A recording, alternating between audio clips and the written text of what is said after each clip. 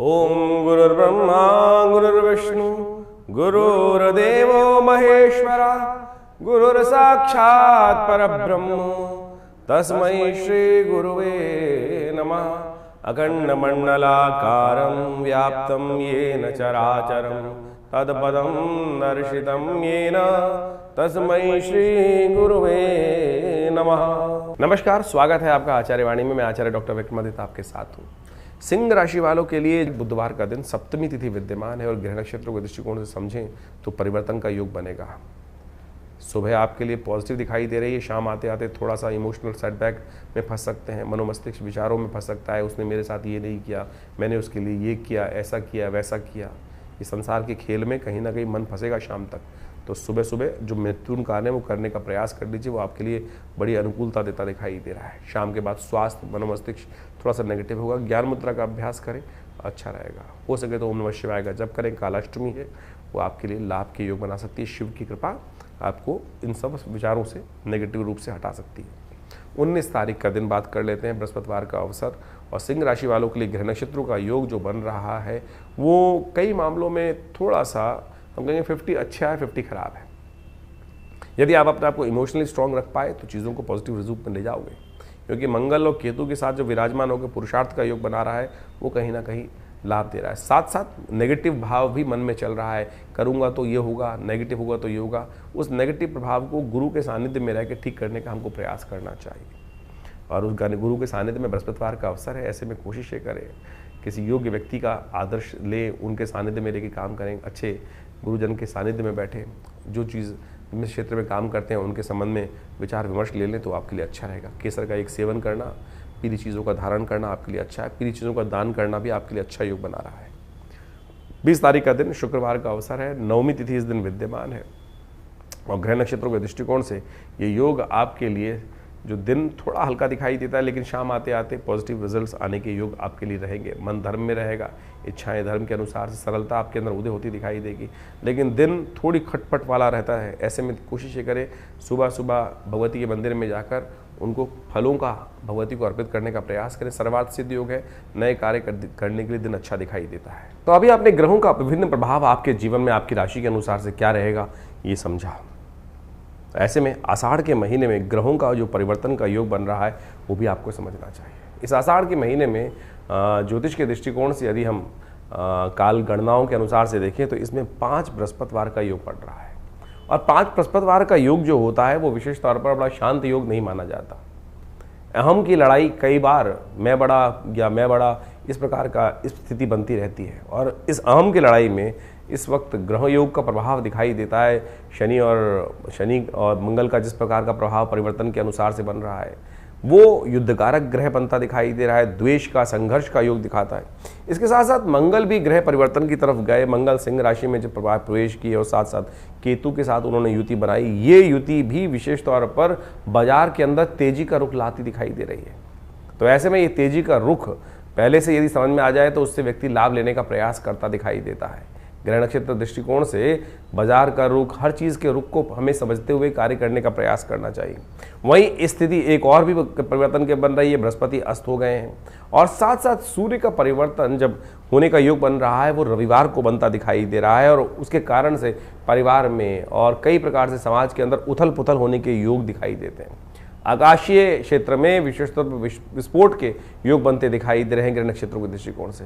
ये सारा का सारा प्रभाव विशेष तौर पर जो समझें, आषाढ़ का महीना वैसे ही इस प्रकार का होता है कि आकाश में जब बादल छाए रहते हैं और जब चंद्रमा दिखाई देता है तो कभी चंद्रमा ओझिल हो जाता है और कभी चंद्रमा सामने आ जाता है। यानी एक और समझे भी वैसे भी समाज के अंदर अभी देखें हम तो दिन के अंदर जो प्रभाव चलता है, कभी बादल आगे, कभी छाँव, कभी धूप का खेल चलता रहता है। तो ऐसे में ग्रहों का परिवर्तन का योग भी उसी तरफ दिखाता है। तो ऐसे में अपने ग्रहों को सही से समझते हुए कार्य करना हमारे लिए बहुत ज़रूरी है। जो देश काल परिस्थिति में ग्रहों को समझकर कार्य करने का प्रयास करते हैं उनके जीवन में महत्वपूर्ण परिवर्तन आने के योग बन जाते हैं। देखिए, भगवान की आराधना ही हर ग्रह का निवारण है। बहुत सारे लोग इस बात को समझने का प्रयास करते हैं कि उपाय जो हम दिन पर दिन बताते हैं, कई लोगों ने लिख के भेजा कि भाई नित्यपति पूजा नहीं करनी चाहिए। अरे नित्यपति तो पूजा करना सबसे श्रेष्ठ कार्य है, वो तो आपका इष्ट मंत्र जो है उसका तो जब अवश्य करने का प्रयास करें। लेकिन कई विशेष मुहूर्त बनते हैं पौराणिक कालों में, पुरानी गणनाओं के अनुसार से, पुरानी कथाओं के अनुसार से कुछ दिनों का, कुछ विशेष योगों का विशेष महत्व बताया जाता है और उस विशेष महत्व में कुछ स्पेसिफिक जो मंत्र है, जो उपाय हैं, यदि उनको कर लिया जाए तो वो कई गुना अधिक प्रभाव दिखाई देते हैं।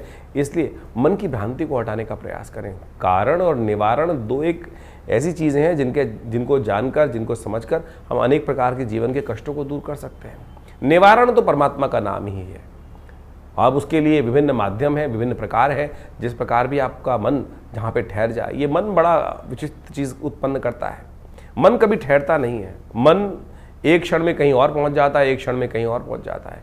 कई बार तो मन की आशंका इस प्रकार से होती है कि परमात्मा पर भी हम शंकाएं उत्पन्न कर देते हैं कि परमात्मा कार्य करेगा कि नहीं करेगा, सुनेगा कि नहीं सुनेगा।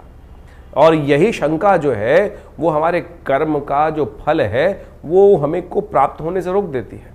तो इस बात का हमें ध्यान रखना चाहिए। परमात्मा पे पूर्ण विश्वास, जो कर्म कर रहे हैं उस पर पूर्ण विश्वास, दृढ़ विश्वास। यदि मन में दृढ़ विश्वास होगा, श्रद्धा होगी, तो आप समझें एक छोटा सा कार्य भी, हरिनाम भी आपके जीवन में समस्त कष्टों को दूर करने का योग बना देगा। कहा जाता है ना, एक घड़ी आदि से पुनियाद, तुलसी संगत साथ की हरे कोट अपराध। लेकिन वो कब होगा? जब मनसः वाचा कर्मणा तीनों रूप से देहात्म बुद्धि से रहित होकर उस परमात्मा की शरण में जाकर एक बार हरिनाम का वो स्मरण करेंगे। तब हम उस हरिनाम के स्मरण को किस प्रकार से करने का प्रयास करते हैं? जो भी कार्य कर रहे हैं, वैसे तो कहा गया है कि 24 घंटे अहर्निश उस परमात्मा का नाम लेने का हमें प्रयास करना चाहिए। लेकिन कई बार तो क्या होता है, स्थिति ऐसी होती है कि बहुत सारे अलग अलग भाव मन में चल रहे होते हैं। लेकिन यदि ये स्थिति बन जाए कि हम 24 घंटे परमात्मा का नाम लें, तो हो सकता है कोई एक क्षण तो ऐसा आएगा कि जब पूर्ण निष्ठा के साथ उस श्री हरि के चरणों में हमारा मन लगा होगा। और जब वो क्षण आ गया तो समझें कि जितनी मेहनत 1.25 लाख, 2 लाख, 5 लाख मंत्र जप करने का प्रभाव एक सेकंड में आपको प्राप्त हो जाएगा। तो इसलिए भारतीय संस्कृति में ज्योतिष विज्ञान में कारण और निवारण दोनों को मार्ग को प्रशस्त किया गया है। कारण जाना जाता है ग्रहों की गणना के अनुसार से, अनुभव के माध्यम से, और उपाय किए जाते हैं जिस प्रकार से भारतीय संस्कृति में ज्योतिष के अनुसार से बताया गया है। सबसे श्रेष्ठ उपाय जो बताए गए, मंत्र जप, यज्ञ, दान, यही सबसे श्रेष्ठ उपाय है। आप इसको अवश्य करने का प्रयास करना चाहिए। और आज हम विशेष तौर पर बहुत सारे अलग अलग प्रकार के उपायों को हम समझाने का जो प्रयास करते हैं, सत्य रूप में काम करता है। अभी एक व्यक्ति हमारे पास आया, बहुत परेशान था कुछ वर्ष से, और उसके कष्ट दूर हो नहीं रहे थे। तो हमने विशेष तौर पर एक अनुष्ठान, जिसको हम बहुत मुश्किल से, लोग लगातार लगे रहते हैं कि कोई भगवती बगलामुखी का अनुष्ठान कर दीजिए, ऐसा कर दीजिए, बहुत जब आवश्यकता होती है तब करने की ज़रूरत बनती है, और जब किया जाता है तो वो कई प्रकार के कष्टों को दूर करने के योग बनाता है। तो आप समझे, ये मंत्र जप इत्यादि, मुहूर्त इत्यादि बिल्कुल विशेष हैं। तो अपने देश काल परिस्थिति को समझते हुए, ग्रहों को समझते हुए सही रूप से करने का प्रयास करें, तब जाके जीवन में उन मंत्रों का प्रभाव आपको स्वयं देखने को मिलेगा। तो ये छोटे छोटे उपाय जो हमने आपके समक्ष रखे, आशा करते हैं इनको आप अपने जीवन में उतारेंगे। और शंकाओं का निवारण करने के लिए आप हमारे इस चैनल पर जाकर अपने प्रश्नों को भेज सकते हैं। हम प्रयास करेंगे उन सब प्रश्नों को व्हाट्सएप के माध्यम से जो नंबर आते हैं फ़ोन, उनको अवश्य जवाब देने का प्रयास करें। इसके अलावा पहला रविवार जो हमने विवेकानंद योगाश्रम में रखा हुआ है, वो इसीलिए रखा हुआ है यज्ञ के बाद। वैसे तो हर रविवार को बड़ा प्रोग्राम होता ही है, उसमें यज्ञ में आप ध्यान साधना इत्यादि में माँ भगवती का दर्शन करने के लिए आप आ सकते हैं। लेकिन पहले रविवार में एक प्रश्नोत्तरी का कार्यक्रम भी रखते हैं, समागम भी रखते हैं। आप वहाँ आकर अपने प्रश्नों का निवारण रविवार को सुबह 8 बजे से लेकर 10 बजे के बीच में भी आप कर सकते हैं। और हमसे मिलने के लिए कोई बहुत बड़ी जद्दोजहद नहीं करनी, आराम से आइए। विवेकानंद योगाश्रम दिल्ली में आपके तमाम प्रश्नों का जवाब भी देंगे, और बहुत सारे और भी जो मन में शंकाएं चल रही हैं अध्यात्म के प्रति, उनके सबके लिए भी बहुत सारे कार्यक्रम समय समय पर चलते रहते हैं, उनसे हम आपको अवगत कराते रहते हैं। आशा करते हैं आप विवेकानंद योगाश्रम में आकर, बहुत सारे और भी कार्य चल रहे हैं। आपकी सूचना के लिए हम बता दें, यहाँ विवेकानंद योगाश्रम में एक हॉस्पिटल है बड़ा, योगा प्राकृतिक चिकित्सा आयुर्वेद का हॉस्पिटल है, और वहाँ नित्यप्रति बहुत सारी व्यवस्थाएं भी रहती हैं। और अभी विश्व योग दिवस के अंतर्गत पूरे जमुना पार में सबसे बड़ा कार्यक्रम भारत सरकार के साथ मिलकर, आयुष मंत्रालय के साथ मिलकर किया जा रहा है, जिसमें 15,000 आदमी एक साथ मिलकर योग करेंगे। 21 तारीख को आप भी उसमें भी यमुना स्पोर्ट्स कॉम्प्लेक्स में एक कार्यक्रम रहेगा, आप उसमें भी सादर आमंत्रित हैं। सुबह 6 बजे से लेकर और करीब करीब 9 बजे तक ये कार्यक्रम रहेगा जमुना पार में, यमुना स्पोर्ट्स कॉम्प्लेक्स में। उसमें भी आप आकर हमारे साथ पूरा स्वस्थ भारत के निर्माण के लिए सुंदर योग का कार्यक्रम में भाग ले सकते हैं। धन्यवाद, नमस्कार।